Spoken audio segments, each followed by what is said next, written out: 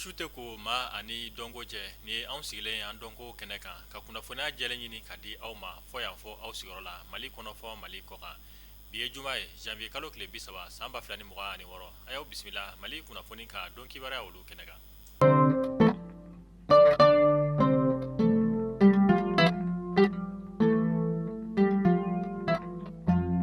Ko tagani ka segin bɛ gɔnne ma n'o tɛ kulu kɔni bɛ a nɔ la sanga ani waati an ka wolomasiri tabaw olu kɔni jɔlen don u senkun kan sanga ni waati bɛɛ lajɛlen walasa fɛn min ye lakana o bɛ se ka sabati an ka jamana kɔnɔna na u ka ɲɛmaaba ni o ye Umaru Jara ye état major général des armées ale ye kunnafoniya di kɛ kununko janvier kalo tile 29 ko an ka finitigilakaw ka sanfɛ pankuru a ka ɲinini ni sɛgɛsɛgɛli dɔw senfɛ u taara bɔ fɛn min ye jatigɛwale tigilama maa caman kan minnu yɛrɛ kɔni tun bɛ lajɛla ni o ye réunion ye wagati min na a ye wulikajɔ sabati kunnafoniya olu y'a jira k'a fɔ fɛn min ye Bamaci jɛkulu maa 10 ani kɔ olu de bɔnɛna u ni la ni wulikajɔ in yɛrɛ senfɛ an ka finitigilakaw ka ɲɛma a ye foli ni tanuni kɛ ka ɲɛsin an ka finitigilakaw ma u bɛ wulikajɔ min na walasa fɛn min ye basigi o bɛ se ka sabati an ka jamana kɔnɔ cogoya min na kununko janvier kalo tile 29 kulubakaw olu fɛ yen nɔ an ka jamana ɲɛma général d'armée Assimi Goïta ale ye force unifiée de l'ES ma ɲɛma bisimila ni o ye général de brigade Dawuda Traoré force unifiée de l'ES ale ye kɛlɛbolo kura sigilen ye sen kan walasa fɛn min ye ka lakana sabati Mali Niger Burkina jamana saba kɔnɔna na a ma ɲɛma bisimila la an ka jamana ɲɛma fɛ général d'armée Assimi Goïta walasa fɛɛrɛ kura ani baara kura minnu ni o kan ka sigi sen kan ni kɛlɛbolo in tɔgɔ la k'olu sabati cogoya min na kunnafoniya olu y'a jira k'a fɔ an bɛ wagati min na ko sisan ni kɛlɛbolo in yɛrɛ kɔni maa bɛ t'i jɔ fɔ maa 600 ani kɔ de la Useni Amion Gindo ni ale ye fɛɛrɛtɔn jɛkulu ɲɛma ye an ka jamana kɔnɔna na ale bɔra ka laseli kɛ fɛn min ye Faransi ka jabarani somu ni a bɛ wele ko France 24 lase mun kɔnɔna na a y'a jira k'a fɔ ko ale kɔni ka dɛmɛ bɛ Imam Mahmud Diko ye ka sababuya kɛ Imam Mahmud Diko dɔrɔn de bɛ se ka kɛ sababu ye fɛn min ye bɛn kelenya basigi k'o nati an ka jamana kɔnɔna na o kɔfɛ a y'a jira k'a fɔ ko Imam Mahmud Diko kɛlen don ka jɛkulu mun kɔni créé ni a bɛ fɔ ma ko CFR k'ale ɲɛ b'a la k'a fɔ ko CFR kɔni dɔrɔn de bɛ se ka kɛ sababu ye fɛn min ye jɛmu fanga ni o ye démocratie ye k'o nati an ka jamana ale kɔnɔna na nin kɛra ka kuma fanbaw ye a ye minnu yɛrɛ fɔ France 24 ale kan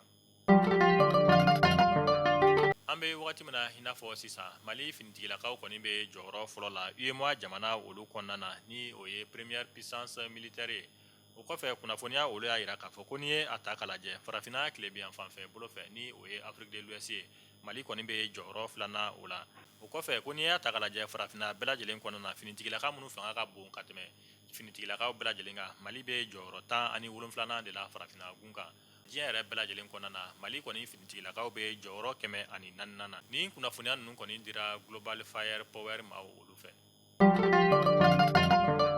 Mali marabolo min bɛ yen ni o ye Ɲoro fo ka taa se Jafarabe ma ni yɔrɔ kɔni sigibaga maa dɔw kɔni bɛ gɛlɛya kɔnɔna na ka sababuya kɛ fɛn min ye jatigɛwale tigilamaw kɔni kɛn bɛ ka gɛrɛntɛ ta ni ka ni yɔrɔ sigibaga dɔw kɔni sɛgɛrɛ taa ni ka segin ale ni dala dumunifɛnw bɛ sɔrɔ cogo min na o kɛra gɛlɛyaba ye ni marabolo kofɔta ninnu dɔ kɔnɔna na o de hukumu kɔnɔna na u ko k'u bɛ wele bila an ka jamana marabaw ma u ka wulikajɔ sigi sen kan walasa gɛlɛya mun ni o bɛ ni marabolo kofɔta ninnu kan a bɛ se ka nɔgɔya cogoya min na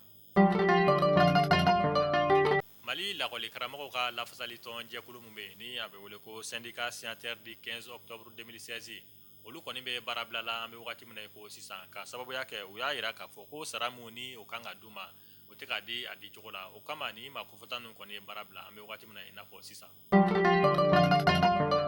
an bɛ taa kɔkan kibaru la Côte d'Ivoire jamana ale kɔnɔna na Mali ka wasaden min bɛ yen n'a bɛ fɔ ko Mamadou Awa Gassama ni ale minɛlen bɛ Côte d'Ivoire kiiri tigilamaw fɛ a bɛ wagati jan bɔ ale kɔni ka kiiriw tigɛra bi juma janvier kalo tile 30 san 2026 Côte d'Ivoire jamana ale kɔnɔna na kiiriw jaabi y'a jira k'a fɔ ko Mamadou Awa Gassama a kan ka san 3 o de kɛ kaso la a ka CFA wari sarata ni o ye amande ye o bɛ t'i jɔ fɔ CFA wari miliyɔn 5 o bonyanko la walasa aw ni ne an ka faamuyali caman sɔrɔ an ka jɛ ni k'a ka avocat ni o ye a surunalidonba ye Mamadou Ismaël Konate ale lamɛn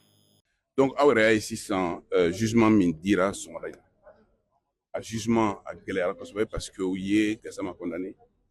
san 3 kaso ni k'a fɔ a tɛ se ka don jamana in kɔnɔ san 3 u ye amande fana sigi a kun e ko fana ko décision min n'a taara bi k'a bɛ sɛbɛn furaw kɔnɔ minnu bɛ bila jamana fan bɛɛ. Anw ko nin kiiri a gɛlɛyara. Nin kiiri ɲangini min n'a kɛra a ɲangini a gɛlɛyara kosɛbɛ. O tɛ k'a fɔ ko min fɔra ka da Gasama la ko tiɲɛ tɛ. Gasama yɛrɛ jɔra n'o ye. Gasama yɛrɛ ko k'ale de y'a kɛ. Gasama ye hakɛto ɲini. O hakɛto ɲini kɔnɔna na ka yira k'a fɔ ko a ye min kɛ a ma bɛn. A ye min fɔ a man ka fɔ. A y'a fɔ mɔgɔ min ma a fɔ ɲɔgɔn tɛ. N'a fɔra o kɔnɔna na ko jugement nana kɛ bi a fɔra k'a fɔ ko a condamnera san 3. O san 3 o bonyana anw ma, o bonyana Gasama ma.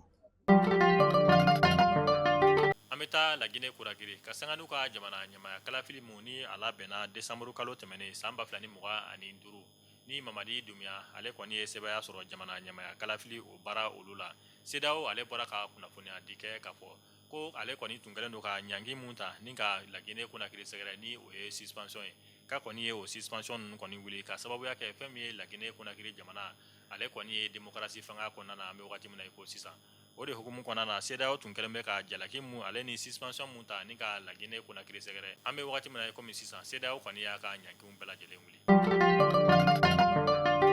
An bɛ taa Niger ka olu fɛ yen nɔ a dogolen tɛ maa la k'a fɔ nin y'a tile 2 bɔɲɔnko ye fɛn min ye jatigɛ wale tigilamaw olu kɔni tun ye bingani wale ta ni ka Niger pankurun jigin kɛnɛba kɔni sɛgɛrɛ. Ala ni Niger finitigilakaw ka wuli ka jɔ u sera ka Bamaji wale tigilama maa 20 bɔɲɔnko ni ka olu bɔnɛ u ni la. Maa ta ni kelen u ye olu ɲɛnama kɔni minɛ. O de hukumu kɔnɔna na u ka jamana ɲɛma General Abdramane Chani ale kɔni bɔra ka kuma. A ka kuma kɔnɔna na a y'a yira k'a fɔ ko nin bingani wale mun ni a taara ka Niger pankurun jigin kɛnɛ kɔni sɛgɛrɛ ko nin tɛ maa si ka baara ye fɛn min ye Faransi jamana ɲɛma Emmanuel Macron fo ka taa se Côte d'Ivoire jamana ɲɛma ma ni o ye Alassane Dramane Ouattara ale ni Benin jamana ɲɛma Patrice Talon. Hukumu kɔnɔna na kunun ko janvier kalo tile 29 san 2026 Niger jamana kɔnɔna na maa bayirika caman de bɔra ni u ka dɛmɛ ta ka ɲɛsin fɛn min ye Niger finitigilakaw ani fo ka taa se Niger marabaa olu ma k'a yira k'a fɔ k'olu kɔni b'u ka jamana finitigilaka ni jamana marabaaw olu kɔ o su ani tile walasa fɛn min ye basigi k'o sabati u ka jamana kɔnɔna na. Mali kunnafoni bɔlɔlɔsira lajɛbaw nin de bɛ dasigi kɛ aw ka bi juma kunnafoniyaw la an b'a fɔ aw kan bɛn don n'a nataw la kunnafoniya kura olu kɛnɛ kan Ala k'an ka jamana basigi.